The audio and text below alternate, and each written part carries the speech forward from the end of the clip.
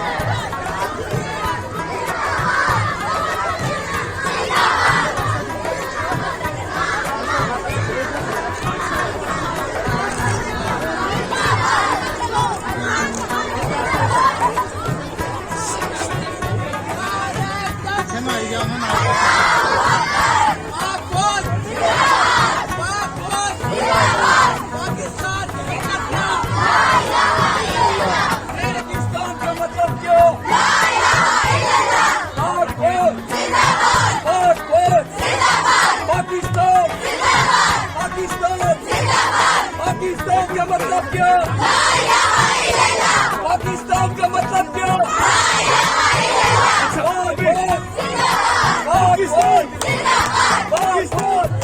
तैयार है जब भी कहेंगे पाकिस्तान का मतलब क्या, ये कहेंगे ला इलाहा इल्लल्लाह। इनसे बात करते हैं पाकिस्तान, पाकिस्तान, अफवाज पाकिस्तान, पाकिस्तान का मतलब क्या? तेरा मेरा रिश्ता क्या? तेरा मेरा रिश्ता क्या?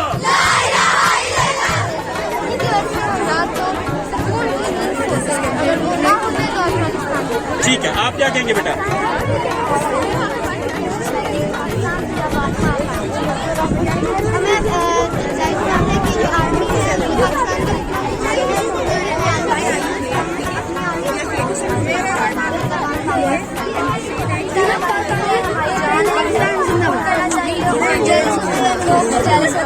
पाकिस्तान का ठीक है,